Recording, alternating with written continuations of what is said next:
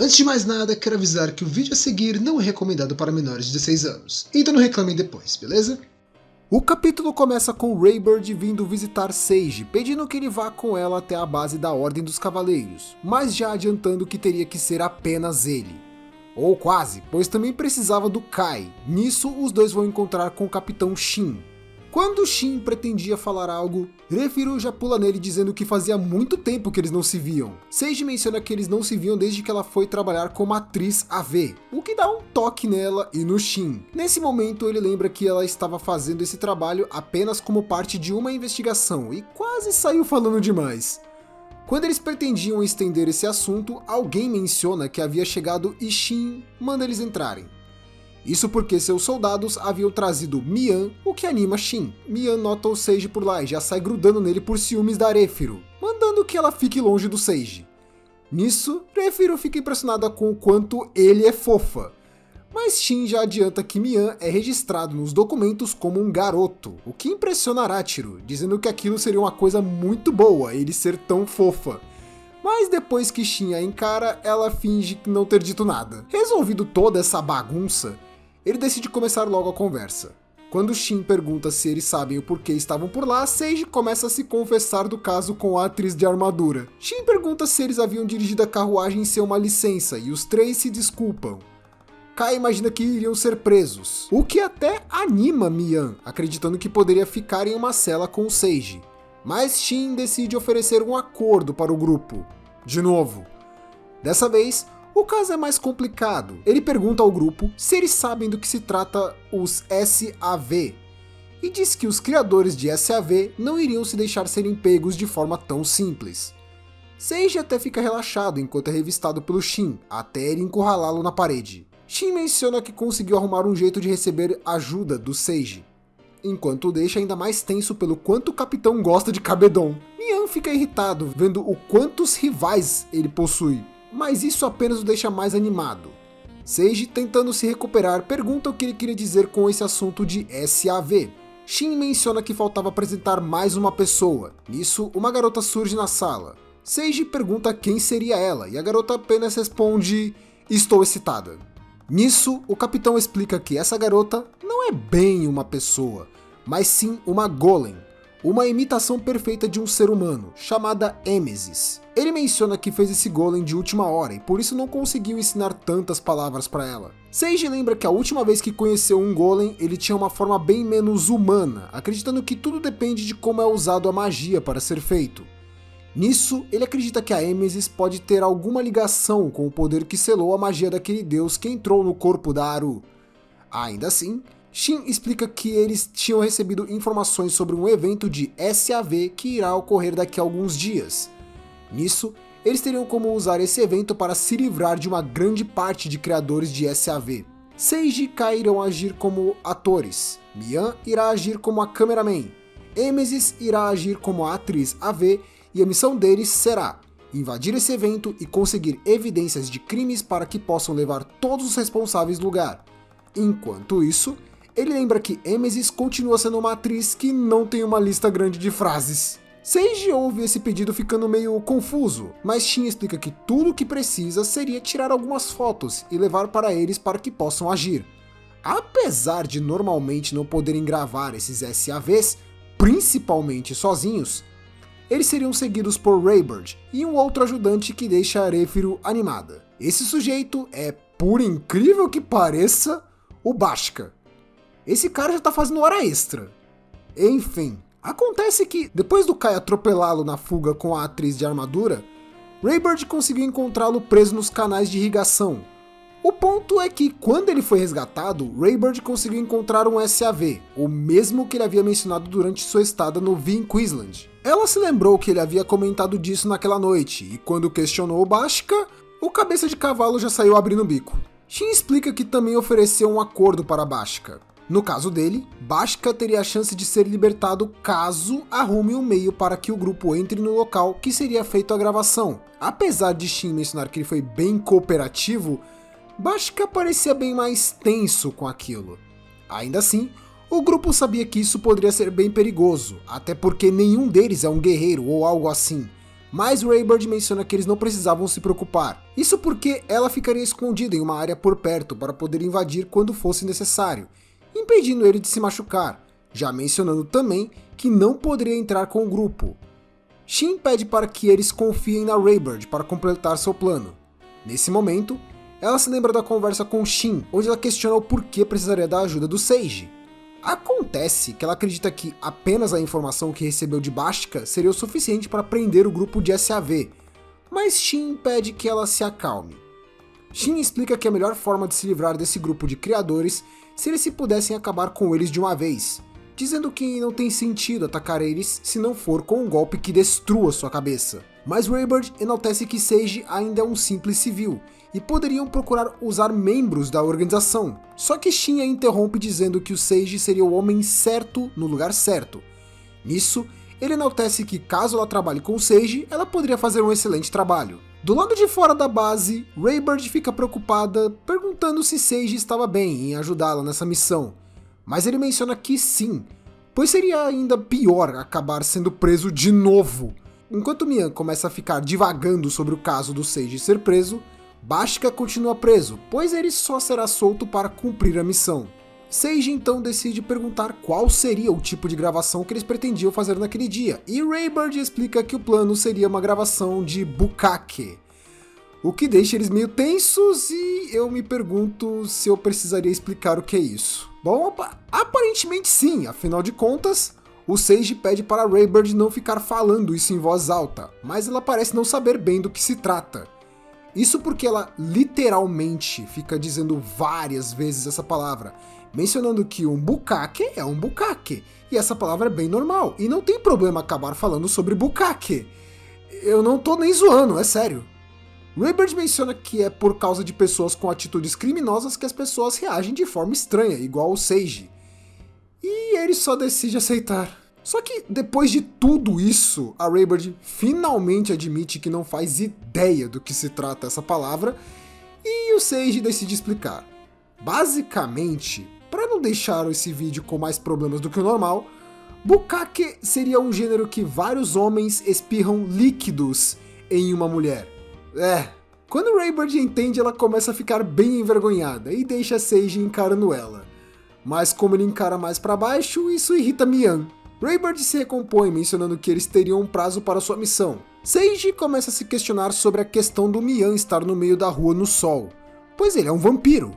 Ele explica que conseguia lidar com aquilo graças ao seu agasalho com touca, ficando bem animado pela gentileza de Seiji. Nisso, chega o dia da missão. Em um local sombrio no meio da cidade, alguém bate na porta e a pessoa pede uma senha. Nisso, Bashka fala a senha correta, fazendo seu irmão abrir a porta para recebê-lo. Ele sai correndo para abraçá-lo por estar muito preocupado. O irmão dele pergunta o que ele gostaria de saber naquele momento e o que ele andou fazendo, pois tinham que fazer essa gravação. Bashka menciona que havia trazido uma atriz para aquela gravação, apresentando a Emesis, vestida com uma roupa de dançarina. Ele ainda adianta que trouxe também uns atores e um cameraman, mas seu irmão avisa que já tinha um cameraman. Bashka, tentando manter o disfarce, menciona que por ser um bukkake, seria bom ter mais de um cameraman, e o grupo se apresenta. Nisso temos a Ami como a cameraman, Dize como um dos atores, e esse troço que claramente não é humano seria o Bikuns, que também é um ator. Só que nisso o irmão dele já percebe que tem algo errado com o Bikuns, mas Bashka tenta fingir não saber de nada. Como Emesis continua apenas repetindo estar excitada, isso começa a levantar suspeitas do irmão dele também. Seiji, ou no caso, Gize, menciona estar bem ansioso com aquilo, e Mian diz também estar meio tensa. O irmão do Bashka só desiste de questionar e manda eles entrarem, e nisso Seiji entende que finalmente vão poder conhecer o estúdio de SAV. Bashka até sente um pouco de pena pelo pessoal que estava para se lascar gostoso com essa delação dele, mas ele simplesmente pensava, antes eles do que eu. Pelo menos até o chefão Modora surgir perguntando o que era aquele sorrisinho estranho dele e onde ele esteve esses dias.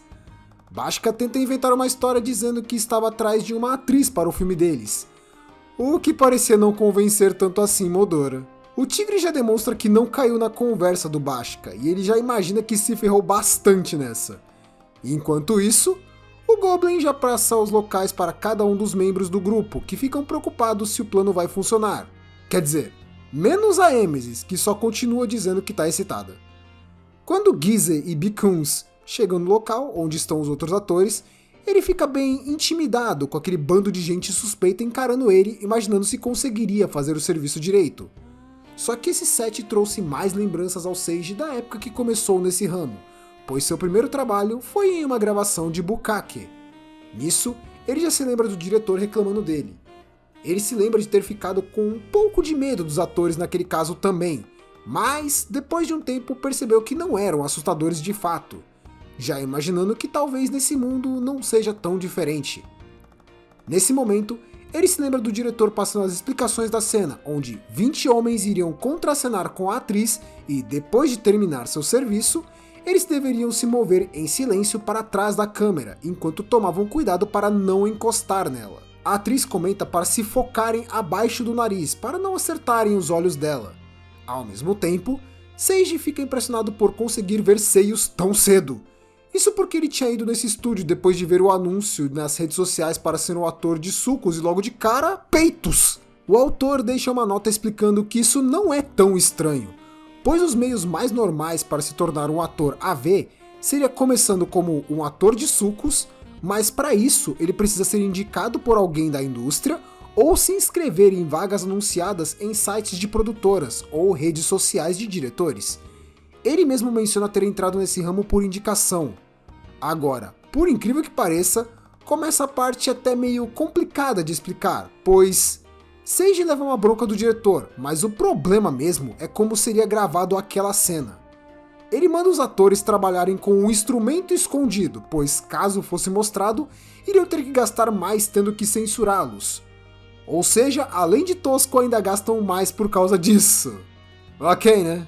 Enfim, por culpa disso, começa a rolar umas tretas entre os atores. Afinal, por mais que todos saibam que é um trabalho e vão ter algum momento mais feliz no final, o fato de ficarem se encostando, mesmo que por acidente, os irrita. Seiji fica encarando aquele bando de marmanjo discutindo como se fosse briga por território, o que é quase isso. Afinal, eles queriam um ângulo melhor para aparecer na gravação, fora que poderiam ficar mais perto da única garota da cena. Ele fica cada vez mais de lado, imaginando que estava ficando mais longe daqueles seios. Ele imagina se poderia completar o trabalho nessas condições, mas do nada, Seiji parece ter um momento de despertar. Isso porque mesmo completamente escondido, ele ainda conseguia ver um pouco da atriz, e pelo menos era a parte que ele precisava para fazer seu trabalho. E isso já ajudaria ele a não fracassar. Com isso, o diretor inicia a gravação. No que se inicia a gravação, todos começam a trabalhar duro, mesmo que alguns ainda prefiram ficar de treta ao invés de focar no que tinha na frente deles. Nesse momento, a atriz percebe o Seiji se aproximando, e ele diz que já estava para concluir o serviço, e ele realmente surpreende.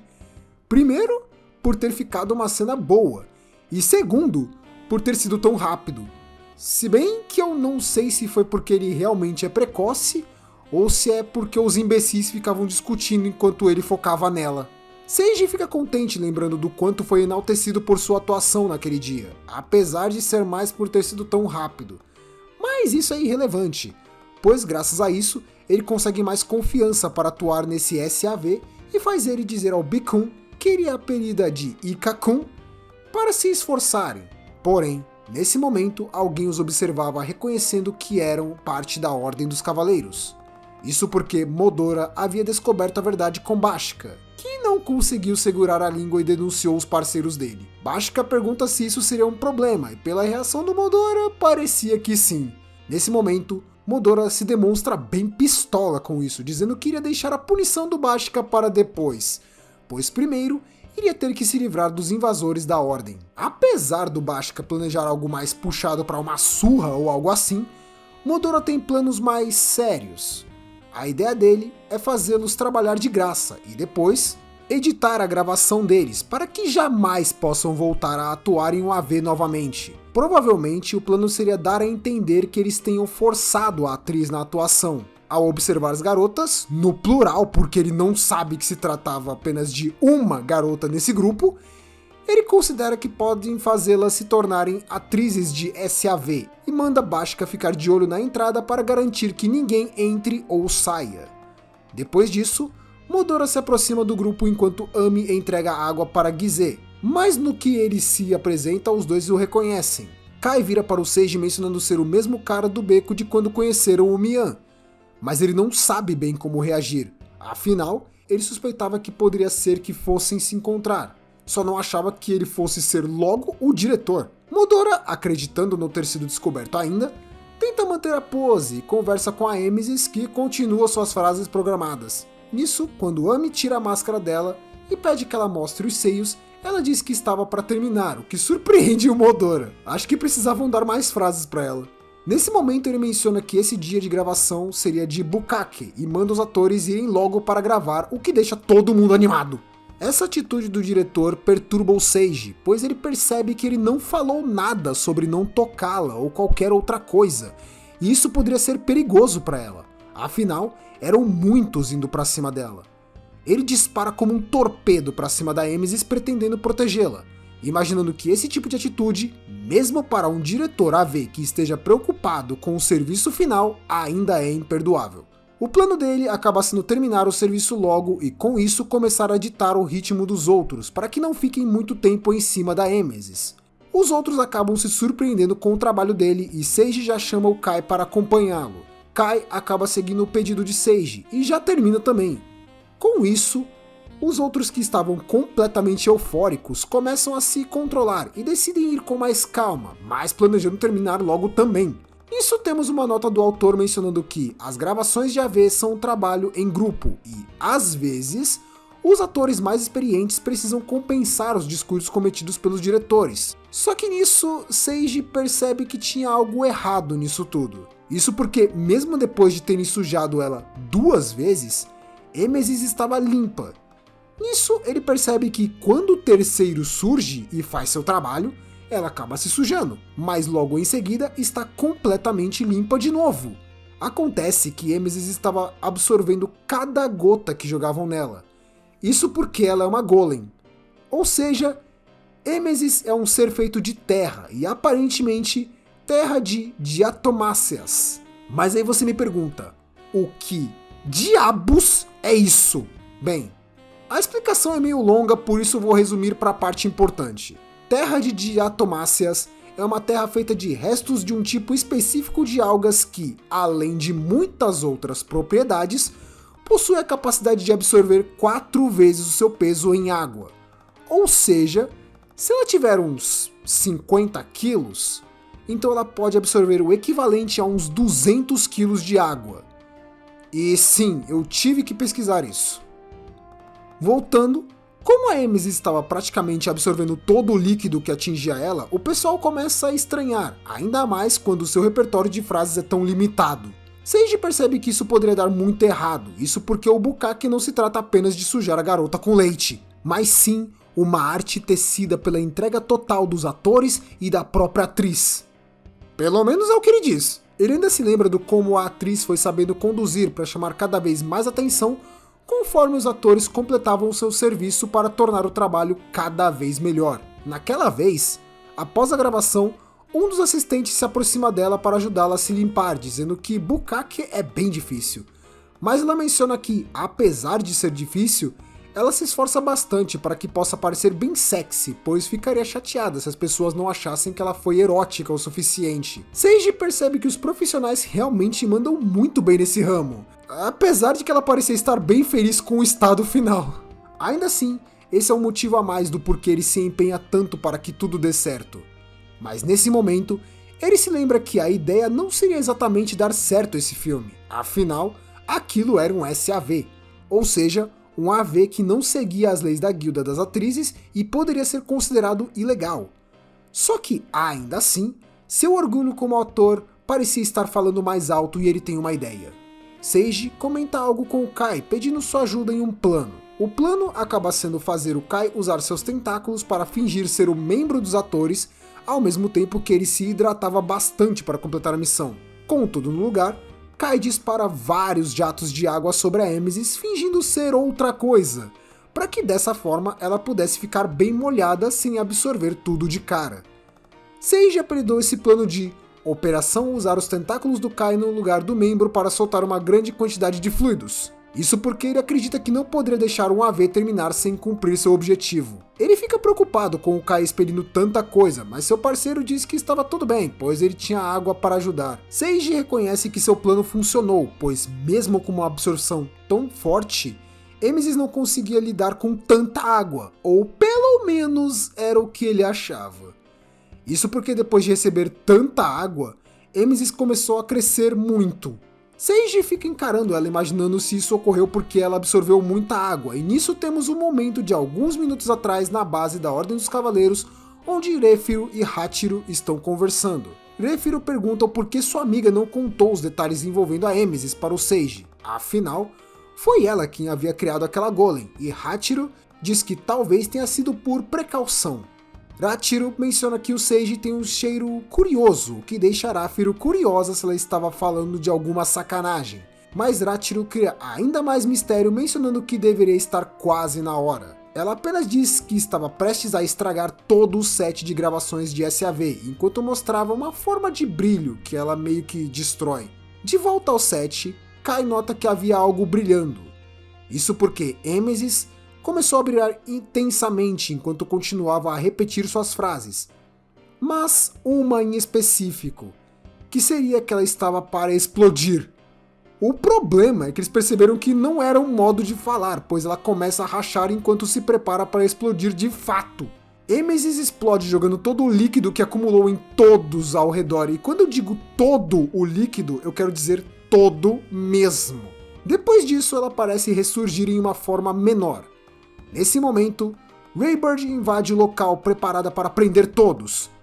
Ou pelo menos era o plano antes de acabar sendo pega no impacto da explosão e levando todo aquele líquido acumulado. Ela até se pergunta o que seria aquilo e o que era aquele cheiro, que eu acho que é melhor que ela fique sem saber. De volta às ajudantes do capitão, Refiro fica preocupada ao descobrir que Emesis poderia explodir, mas sua amiga diz que não tinha problema.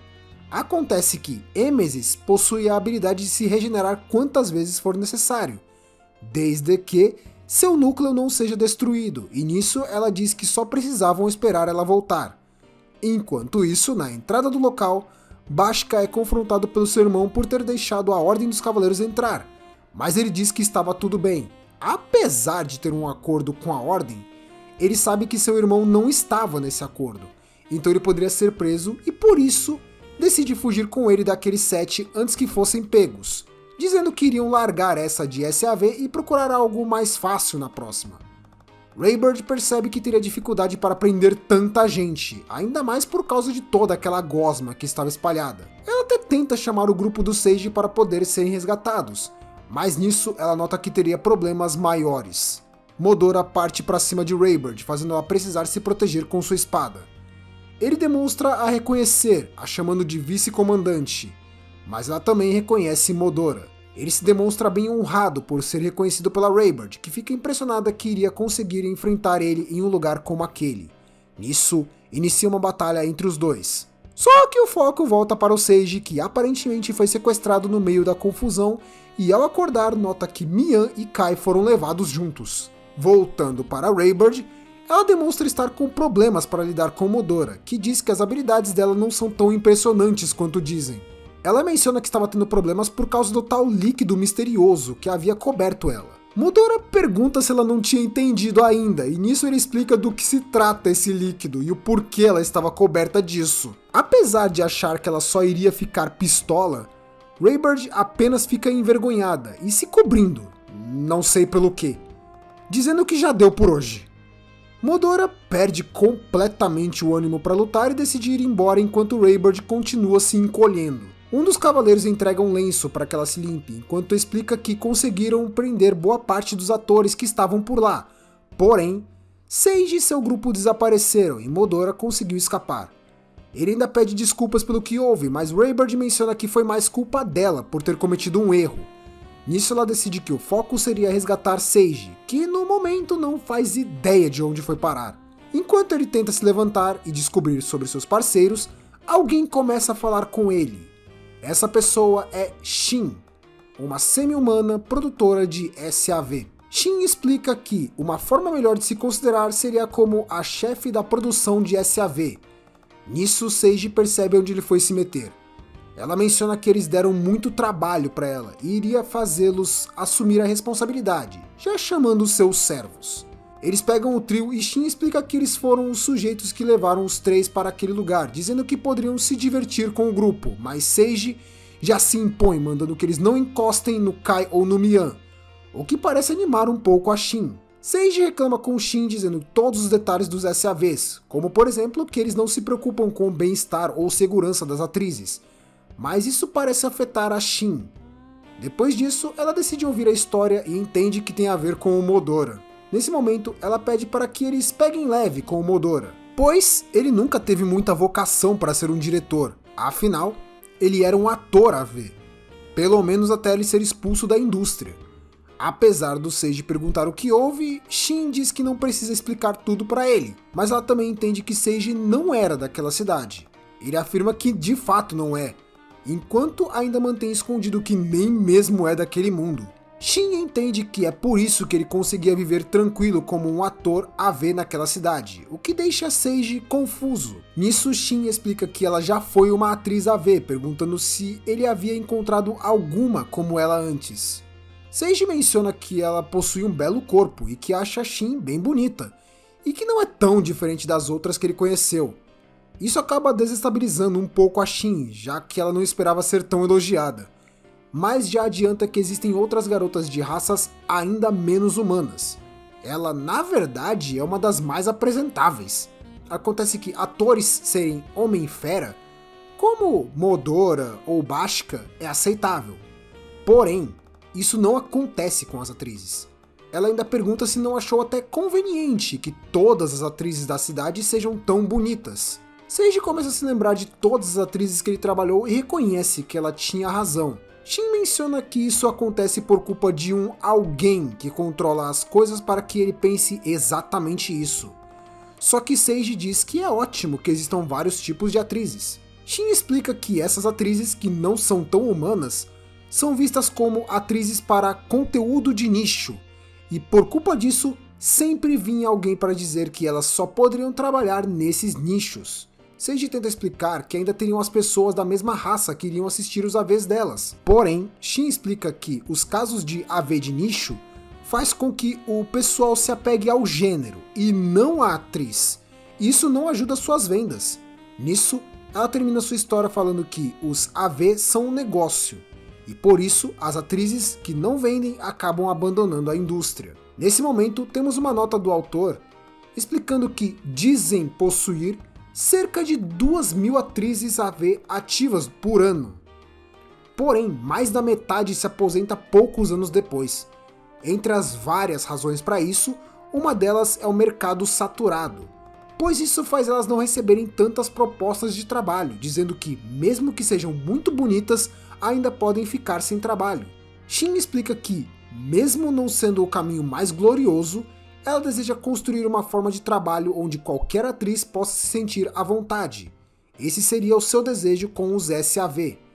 Para isso, ela planeja acabar com a Ordem dos Cavaleiros e a Guilda das Atrizes, pois eles se apoderaram da indústria. Seiji menciona que deveria ter um método melhor para fazer isso que não fosse apelar para meios ilegais. Apesar de Shin hesitar de início, ela decide que poderia aceitar essa ideia, mas não seria tão simples assim.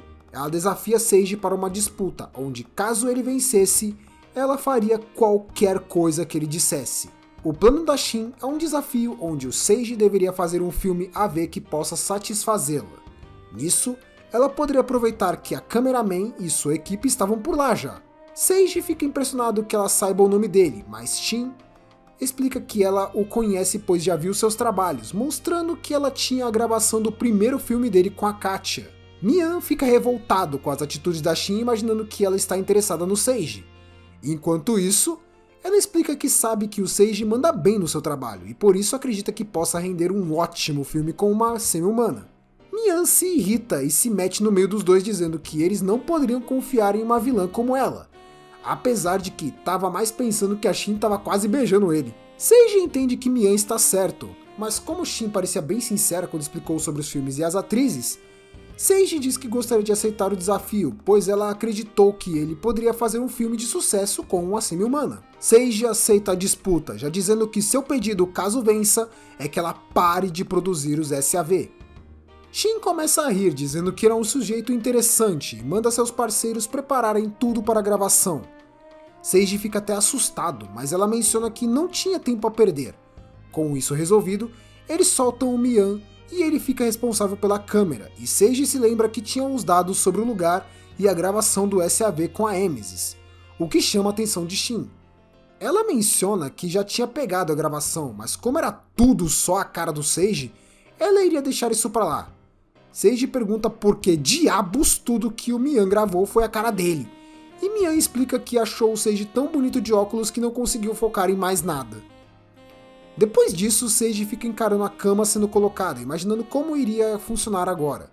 Nisso, ele imagina que a sua parceira seria a Shin, o que, na cabeça do Seiji, seria uma vitória fácil, mesmo sem saber bem como ele considera isso. Seiji fica se perguntando de como seria fazer com a Shin, mas nesse momento, ela pede para chamar uma garota chamada Rhea. Seiji demonstra-se bem surpreso por não ser ela, e nisso Shin fica animada, vendo que ele estava interessado nessa ideia, e diz que ele poderia fazer uma gravação com ela depois como recompensa da disputa. Apesar do Seiji parecer muito interessado pensando nessa possibilidade, Mian diz que ele não deveria nem mesmo hesitar de responder. Nesse momento chega a garota dragão e atriz de SAV, Rhea, perguntando se haviam chamado ela. Devo dizer que ela é bem fofinha. Mian fica surpreso ao ver que era uma garota dragão e Shin explica que essa seria a atriz daquele dia. Mian tenta evitar isso imaginando que poderia ser bem perigoso para o Seiji, dizendo que aquilo era trapaça. Mas Shin lembra que nunca mentiu sobre nada, pois não tinha nada dizendo quem seria a atriz, e pergunta o que o Seiji iria achar, já esperando uma reação bem negativa. Mas meu mano Seiji fica bem animado com isso, o que surpreende ambas. Shin admite que não estava saindo como planejado, mas teria que ser algo assim para poder dar certo, pelo menos. Shin começa a imaginar que ele tem apenas um gosto estranho, mas Seiji decide contar uma história. Acontece que muito antes de ele ir para aquele mundo, quando Seiji ainda era criança, ele gostava muito de videogames. Por mais que ninguém nesse mundo saiba o que caralhos é isso. Mas vamos lá. Seiji continua explicando que o seu tipo de jogo favorito eram os que o personagem viajava por mundos de fantasia, como um jogo que ele jogava chamado Dragon Knight. Nem preciso dizer que Shin não estava entendendo nada disso. Seiji continua explicando, dizendo que quando cresceu, ele ficou um pouco pervertido. Só um pouco, sabe? Ao mesmo tempo, ele começou a curtir obras um pouco pervertidas. Ou seja, o Seiji curte ecchi. Ele menciona que quando está na puberdade é normal associar tudo com sexo. Acontece que, por isso, Seiji acaba pensando nos dragões como seres um pouco eróticos. E Shin só desiste de tentar entender tudo aquilo que ele saiu falando e só aceita que ele é um cara estranho mesmo. Depois de toda essa explicação, Seiji finalmente entende que ele seria o único capaz de fazer essa gravação e que era exatamente isso que ele estava procurando. Com isso, ele diz que irá enfrentar esse desafio ereto e com sua espada do herói. O que deixa Shin se perguntando se ele não havia acabado de fazer uma piada suja bem ruim. Enquanto isso acontecia, temos um pequeno omakê do capítulo com Haru se vendo adulta e sem as junções do corpo de boneca. Nisso ela chega a uma conclusão. E essa conclusão seria: dane-se, agora eu vou poder ser uma atriz AV. Podendo fazer vários filmes de formas diferentes. E ela ainda reclamava do Seiji sendo pervertido, né? Só que logicamente aquilo não passava de um sonho, o que deixa Haru tão revoltada que ela só começa a reclamar pedindo que o Seiji volte logo. Voltando ao esconderijo, Seiji diz estar animado para gravar e pede para começarem logo, mas quando Shin chama a Rhea, ela se esconde. Seiji fica confuso vendo isso e Shin menciona que ela é uma garota meio tímida e teriam que esperar até ela decidir sair. O que faz o Seiji imaginar que ela mudou muito a ideia que ele tinha sobre dragões. Ele imagina se realmente iria dar certo desse jeito. Shin percebe que Mian estava muito irritado ainda, e avisa que não iria fazer nada até que a disputa seja completada. Mas Mian pergunta como iriam decidir isso, imaginando que planejavam vender como um SAV. Mas Shin diz que não, O plano seria que ela iria julgar o desempenho deles. Mian se irrita com essa ideia, dizendo que ela pode muito bem dizer que ele perdeu independente do que ele faça. Mas isso deixa Shin levemente irritada. Shin menciona que não teria um lugar para onde voltar, mas ainda assim ela diz que ela está nessa indústria há muito tempo e não seria tão babaca ao ponto de mentir pedindo que Mian fique tranquila. Ela ainda explica que ficou curiosa sobre o Seiji, afinal, ele nem mesmo hesitou em aceitar quando viu que a atriz era um dragão. Ela imaginava que o Seiji poderia hesitar um pouco, apesar de ser um trabalho, mas ele só aceitou. Shin explica que um ator deve aceitar trabalho com qualquer parceiro, e a atitude do Seiji demonstra que ele realmente passa no teste dela. Mas ainda queria ver como ele faria essa cena, só que isso ainda anima o Mian. Isso porque, como foi mencionado que ele deveria aceitar trabalhar com qualquer parceiro, ele poderia acabar atuando com o Mian, o que deixa ele animado. Ainda temos uma nota do autor que explica que nesse ramo, os atores só descobrem quem vai ser seu parceiro ou parceira no dia da filmagem. Então pode acontecer de ser qualquer tipo de parceira, desde uma novinha até uma milf ou até um homem trans. E independente de quem seja seu parceiro, não pode recusar com um comentário do tipo "Ah, não é bem meu tipo". Afinal, isso é um trabalho. Depois de toda essa conversa, Rhea finalmente decide sair pedindo desculpas pela demora e Seiji a cumprimenta enquanto ela vai até a Shin, que pede que ela dê o seu melhor. Seiji fica pensando sobre o fato de ter que fazer um AV de sucesso, lembrando que existem vários fatores importantes para isso, como o cenário ou situações. Mas naquele momento, nada disso seria relevante, pois ele precisava mostrar o que ele era capaz como ator AV, e decide que, mesmo com uma única cena, ele iria transformar isso em um filme de sucesso. Seiji se coloca atrás da Rhea, dizendo que iriam começar. Ela demonstra ainda meio tensa, mas Seiji sabe que poderá usar todas as suas técnicas que ele foi aprendendo com o tempo nessa gravação. Ele decide começar a focar nos seios para começar, mas ela só não reage. Imaginando ser normal isso, ele vai para a parte mais de baixo, para ver se ela reage, mas novamente, nada. Por culpa disso, Seiji imagina que ela seja uma Maguro, ou Atum, e aqui vai um pequeno resumo disso. Maguro Onna, pelo que eu pesquisei, é uma gíria sexual no Japão, que nem sei se ainda é utilizada, mas que se refere à ideia da mulher não reagir durante o sexo.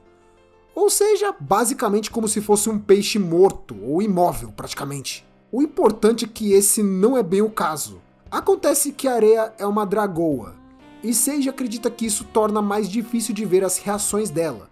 Mas o problema mesmo é o seu lado tímido.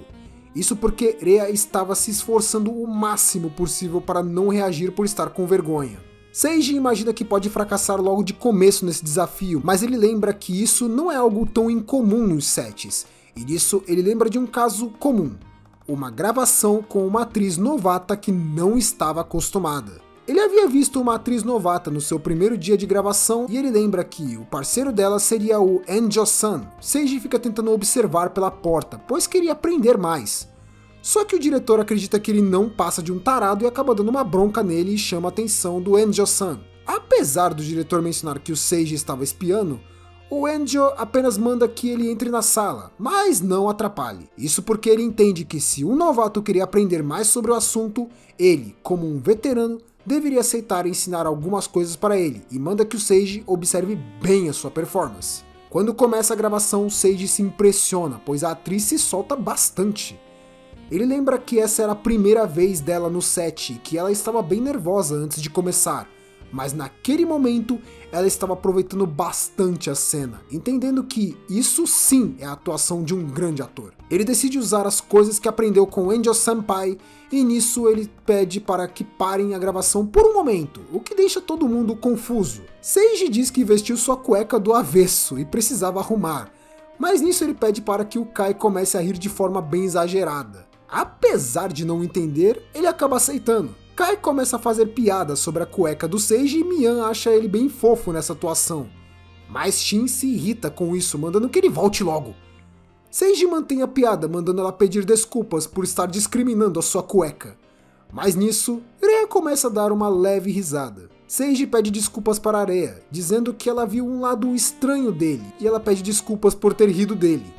Seiji aproveita para dizer que aquilo serviu bem para quebrar o gelo, fingindo que estava um pouco nervoso, e isso relaxa Areia, que diz estar um pouco nervosa também. Com isso resolvido, eles cumprimentam demonstrando que ele conseguiu ajudá-la. Voltando às lembranças, Angel, depois de terminar a gravação, pergunta se ele conseguiu ver direitinho o serviço e, como a atriz era bonita, ele estava de bom humor, por isso ele aceita responder qualquer pergunta que o Seiji tivesse. Seiji pergunta como o Angel conseguiu acabar com o nervosismo dela, e o Angel explica que o sexo começa antes mesmo dos corpos se unirem.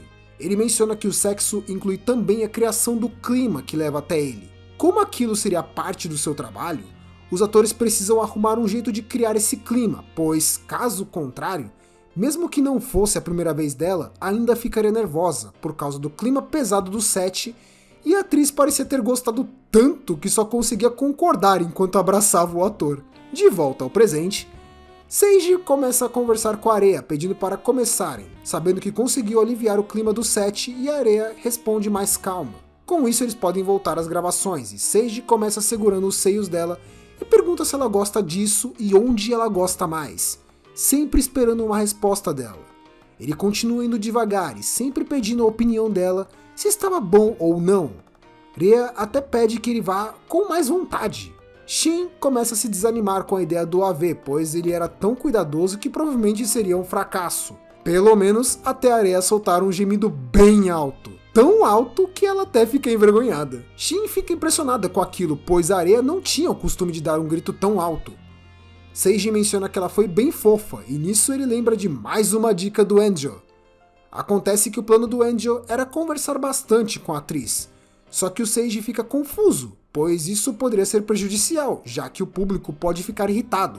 Angel, notando que o Seiji manja do assunto, explica que a intenção é conversar bastante até as preliminares. Nisso, o público entende que isso seria como uma introdução e não fica irritante.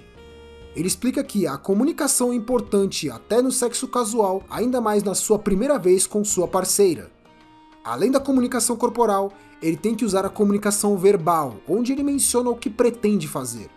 Isso se torna ainda mais importante nas filmagens de AV, pois teria mais gente vendo a cena sendo gravada, isso porque se a pessoa não estiver acostumada, ela pode não se concentrar e nisso a ideia é falar onde ele iria tocar, para que ela se concentre naquele local e pronto.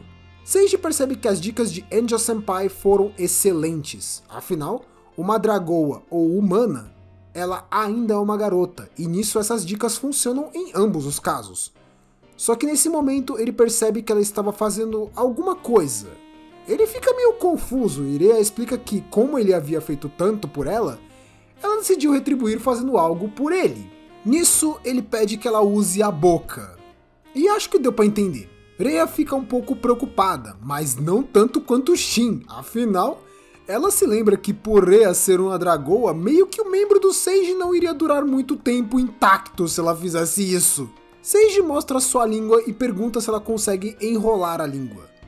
Quando ele nota que sim, ele pergunta se conseguiria fazer isso para evitar de acabar mordendo. Isso porque o Seiji é um homem de cultura, que assim que chegou nesse mundo foi atrás de filmes a ver com dragoas. Então ele já sabia como resolver esse problema. Seiji já havia imaginado várias formas de atos possíveis com uma dragoa, sabendo sobre o tamanho da língua das dragoas e o como poderia usar isso para ajudar no trabalho. Nesse momento, ele percebe que o trabalho poderia seguir. Pelo menos até ver que a Areia era tão boa nesse serviço que ele acredita que não vai conseguir segurar muito. Ele fica até feliz por lembrar que já tinha se aliviado antes no bukkake, então conseguiu se segurar um pouco melhor e nisso ele se prepara para começar a parte principal. No que ele começa a trabalhar, Rhea demonstra bem animada gritando bastante. Só que nisso, ela fica com vergonha de novo, e Seiji percebe que ela está se soltando bem aos poucos, e isso motiva ele a trabalhar mais forte para ajudá-la a se soltar mais. O problema é que ele percebe que tinha algo queimando. Isso porque Rhea estava começando a gerar fogo na sua boca. Ele fica ainda mais preocupado vendo que ela continuava tentando não fazer barulho, mas nisso Seiji volta a se lembrar de mais conselhos de seu senpai.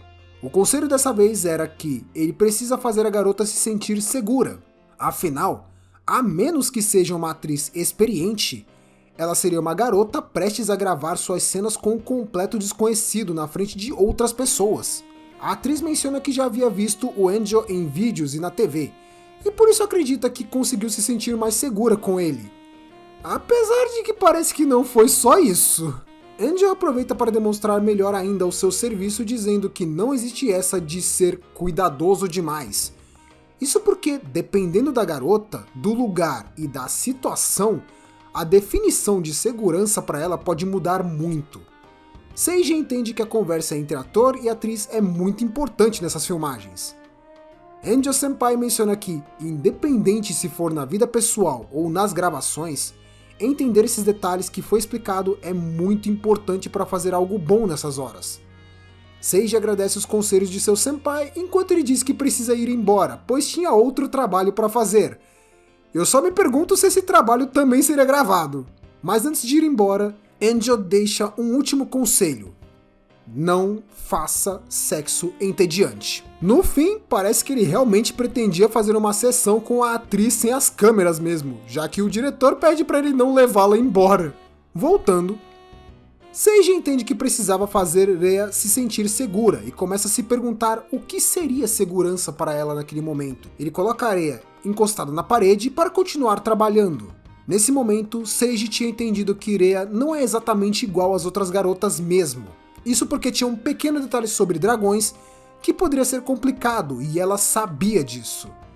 Seiji avisa que agora que ela estava de frente com a parede, Rhea poderia colocar tudo pra fora e nisso ela se acalma, podendo liberar todo o fogo dela. Só que dessa vez é literalmente mesmo, Rhea simplesmente lança uma enorme bola de fogo. Shin fica impressionada com a ideia dele, mas lembra que, apesar da parede ser de pedra, as colunas são de madeira e Seiji se desculpa por isso. Mas logo depois ele agradece a Rhea, pois ela estava se segurando bastante porque tinha medo de soltar suas chamas contra o Seiji e acabar machucando ele. E Seiji volta a se desculpar, só que dessa vez com a Rhea por ter demorado para entender isso. Só que nesse momento, Rhea se esconde de novo por vergonha. Shin se aproxima para ir ver como estava a gravação. Seiji fica preocupado, pois o Mian tem o péssimo costume de gravar apenas a cara do ator. Mas parece que dessa vez ele soube mesmo como gravar direitinho. Seiji vai ver a gravação e nota que Mian fez um excelente serviço, focando nos pontos certos e acaba elogiando ele. Nisso, Mian fica pensando que jamais irá voltar a gravar o rosto do Seiji. O motivo disso não poderia ser outro. Ele deu uma de Juvia e quer evitar mais rivais no amor. Até por isso, Mian pede para ser o cameraman exclusivo do Seiji. Nisso, Shin diz que eles realmente mostraram que seria um AV de sucesso. Ela pergunta para Rhea como foi atuar com o Seiji, e ela diz que foi divertido, o que deixa Shin levemente animada.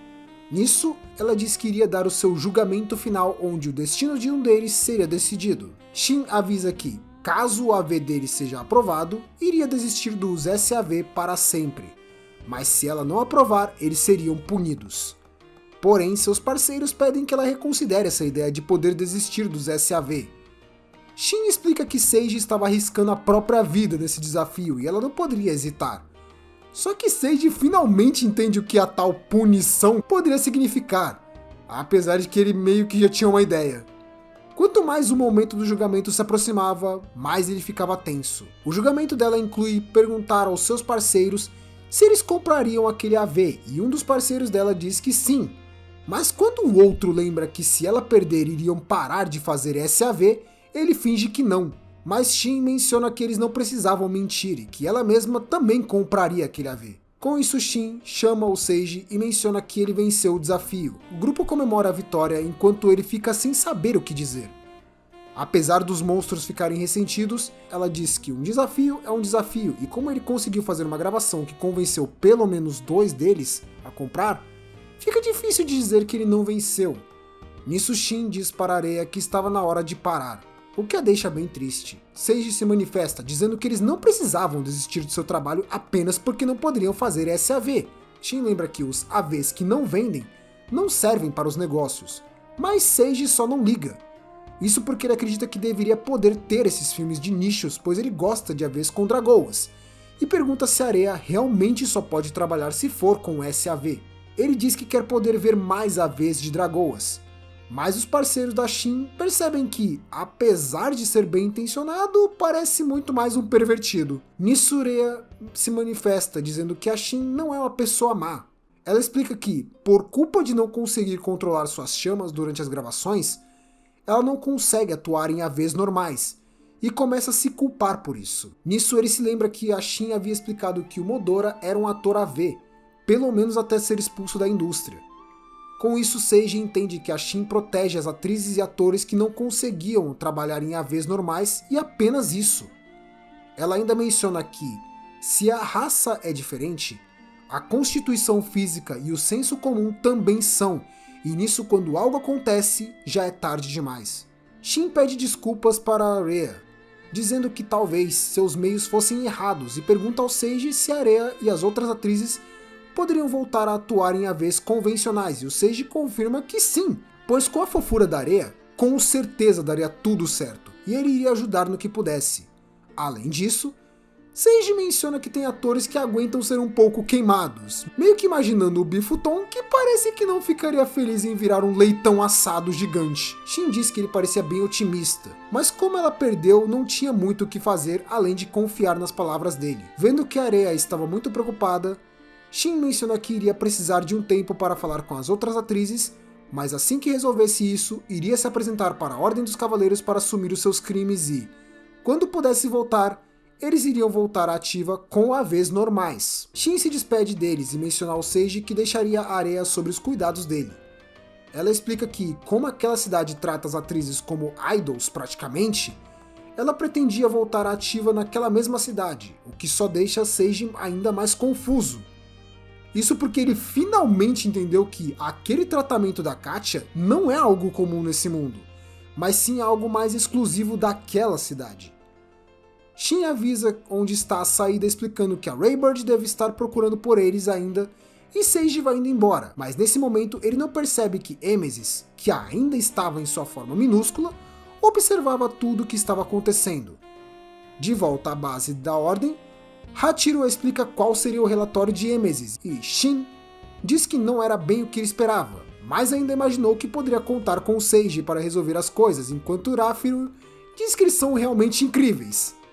Agora, não me pergunte o que diabos era esse momento deles. Ele diz que dessa forma o caso dos SAV iria se resolver aos poucos, mas quando ele tenta pedir para pegar mais leve, Hachiro parece ficar mais animada e continua sua diversão. Alguns dias se passam e Rhea chega na casa de Gildius, dizendo que estava lá porque Seiji iria cuidar dela, deixando Gildius ainda mais irritado por trazer mais gente estranha na casa dele.